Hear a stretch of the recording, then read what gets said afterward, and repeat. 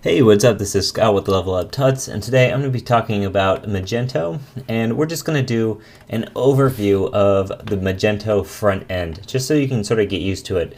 So we installed Magento with the data that Magento, the sample data that Magento provides for you. So as you can see, we have some products here. We have some T-shirts, some shoes, some laptops. They are tagged all sorts of stuff, camera.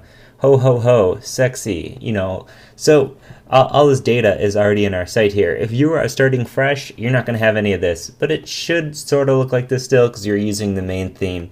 In later lessons, we're going to go into theming and how you can really customize the appearance of your site. There's all sorts of ways you can do that. You can even buy themes and templates from all sorts of places online and install them easily and have a great looking site that way.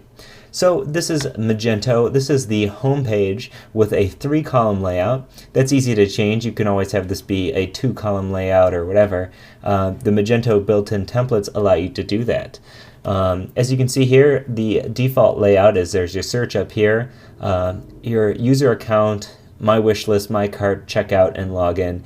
And it says default welcome message. Oh, thanks, Magento. So here's all, this stuff is what users are going to see when they visit your site. If you have multiple language sites, you'll have this English, French, German.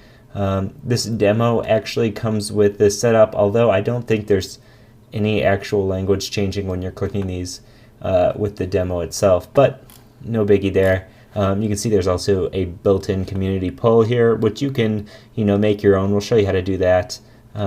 So you're probably not going to want to keep any of this stuff around because, of course, it's not going to pertain to your site no matter what it is. So as you can see, but there's these little widgets here. This popular tags, community poll. This is a widget. You have my cart information, compare products. These are all things that you can move around, you can change or whatever. In our navigation, it's going to automatically do like a drop down here with your different categories. You can see there's subcategories. Let's actually go into one of these. If we click on shirts here, this is going to show us all of the shirts that are on our site. As you can see, it says shirts up here, and it also has this image. Each one of your categories can have an image at the top. You can have this all customized. This page can have its own layout separate from other ones. If you click apparel, it's going to give you everything under shirts, shoes, hoodies, all of this stuff at once. And as you can see, there's a custom header here. By default, it has these things. It has a product image, its name, its rating, price, add to cart, wish list, compare. You can even show how many you're showing on each page, or if you want to see it in a grid or a list. These are all great features that Magento just offers right out of the box. I haven't done anything to this other than install the sample data and use this base theme. You can also see there's the shop by, and it allows you to drill down into different categories. This is, again, all customizable, nice and easy to go. Okay, if we, let's go back to the home page here. Let's go to the My Account page. This is going to show you like users who have an account. Let's say they have their shipping information or payment information. If they want to have all that information in their account, this is where they would go to log in. I haven't made an account on here because I'm the admin, but I would suggest making an account on your site just to check it out. In fact, let's actually go through and make an account right now. We'll click create an account. Scott, okay. And you can have a newsletter built in, so they can check to sign up for your newsletter if you'd like. I usually even leave that on there, especially if you're planning on using a newsletter to keep in touch with your clients. Okay, so let's see what happens once we create an account. Okay, yeah, sure, I'll save this password. Okay, so here is your account.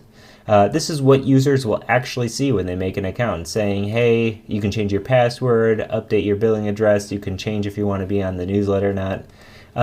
Even has your account information. Let's see, it's all sorts of stuff. Your orders, so anytime you purchase anything, these orders are going to be here. That way your clients can come back and look at their orders. Their downloadable products. If you have downloadable products on here, they can always click back into this and download it as many times as you have specified. my tags, my wish list, my product reviews. This is all a lot of stuff that your users can use to interact with your site, and they're pretty much standard features that you see in a lot of stores nowadays, like Amazon or any sort of thing where you're buying products online. So my wish list is pretty much what it sounds like. It actually takes you directly to this My Wish List tab under your account. If you want to use the wish list feature, your products will feature a wish list button. We can click this Add to Wish List, and then here it is. It's now in your wish list. You can share your wish list with other people. You can remove things. Let's go ahead and click this trash can to remove it. Yep, okay, we want that gone. Okay, so now there's nothing in our wish list. My Cart is just like any other site. When we add something to your cart, it shows up in My Cart here, where you can then go to either view your cart or check out. Let's add this laptop. This is actually your cart. If we click on this My Cart button, it's going to take us to the same page. So here is where your clients would enter their coupon codes, shipping information. You can set it up so it recommends some products. Let's say if you want to buy 2 of these, we can click Update Shopping Cart and then proceed to checkout. So in a normal situation, when your clients are buying things or your customers are buying things from your site, it's going to give them this checkout form. And I'm not going to go over this right now. We'll go over this in later tutorials when we're setting up the whole checkout process.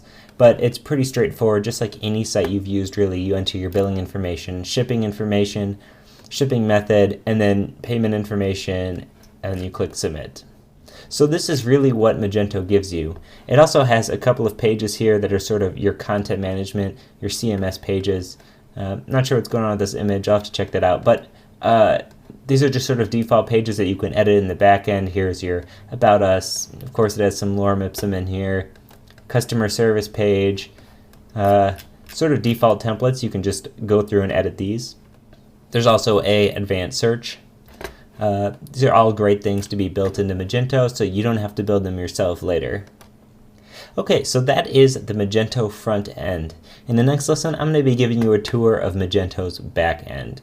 And that's actually going to take a couple of lessons because Magento's back end is awesome. It has a lot of things to do, a lot of things to see, and all sorts of things for you to configure. Okay, once again, this is Scott with Level Up Tuts. If you have any questions or comments, leave a comment on the video. Hit us up at Twitter at Level Up Tuts. Let me know what you want to see. Thanks for watching. Bye.